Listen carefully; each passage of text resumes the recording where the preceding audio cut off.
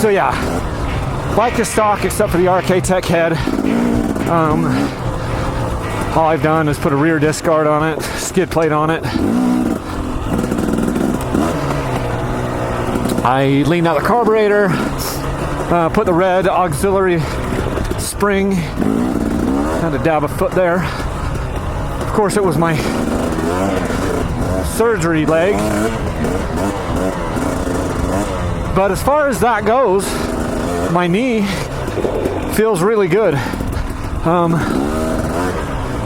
I'm wearing the Donjoy A22 braces on both knees. Both of those feel good.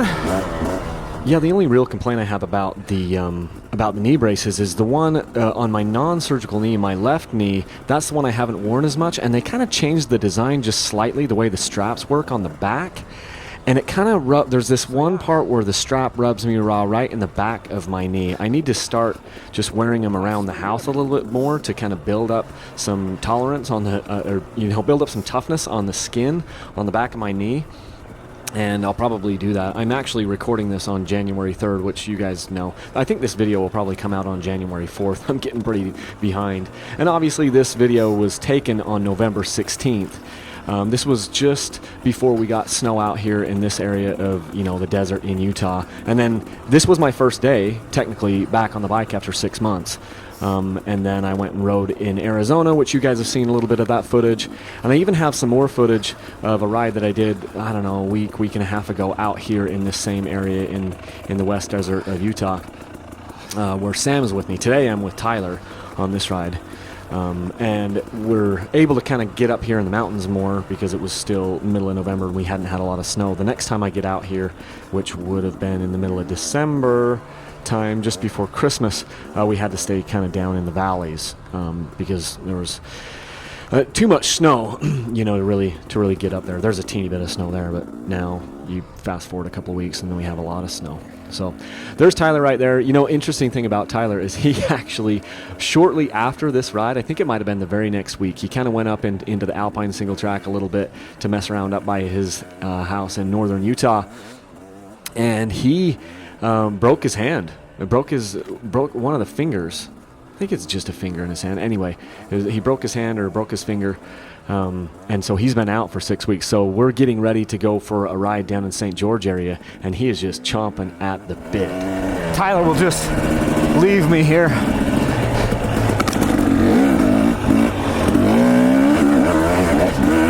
He's so fast. Yeah, Tyler rides a lot. When in his peak and in my peak, he would ride 2 or 3 times a week, where I was only riding like once every other week. I hope to change that.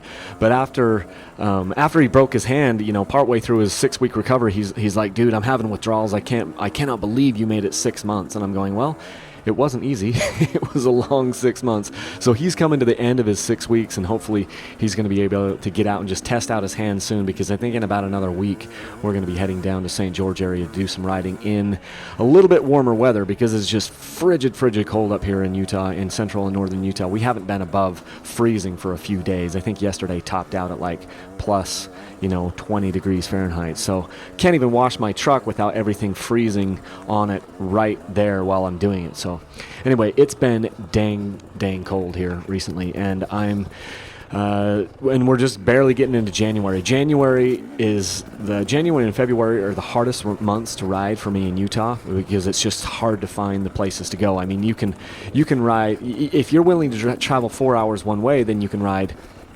year round here in Utah, which is really great. But it's hard to do that, very often, to be able to take that much of a jaunt, because you've got a full day's worth of travel.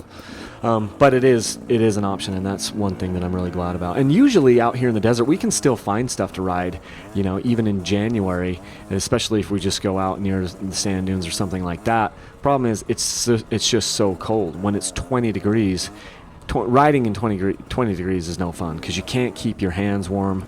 You can bundle up on all these other parts of your body, but it's really hard to have your hands and your face warm enough, because your hands, you don't want to wear super massive gloves, right? Because then you can't grab the bars, you can't feel the bars, and so it's just not a ton of fun. Once we get up into the 40s, if it's in the 40s, I can ride all, that's great. 40s, 50s are great. Down in the 30s and the 20s, it's just not nearly as much fun. So the riding has been few and far between recently, but you know what? It's probably best for me with my knee. Because right around, middle of November, 15th, 22nd, that's when I was 6 months out from my ACL surgery.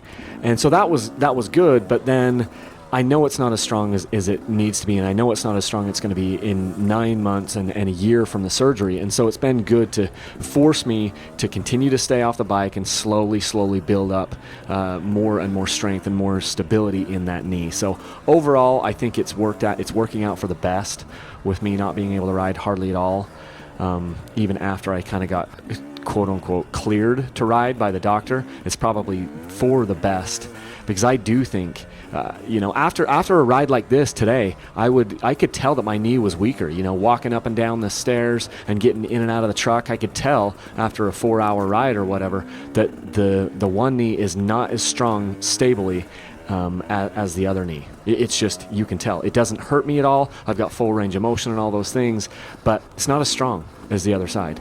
And so it's kind of good to kind of keep me sidelined with the weather, I guess. In some ways, my injury happening at the beginning of May was the perfect time, because then I at least got a taste of riding right before winter, and then you have to kind of stay off of it, to kind of let things heal. Anyway, I'm thankful for all the support that you guys are showing me. Please look down in the description at the links that I have down there. Order your parts from my affiliates links with Rocky Mountain ATV and Motorsport and Amazon, because that's how one of the ways I'm supporting my family now. Thanks, guys. Talk to you later.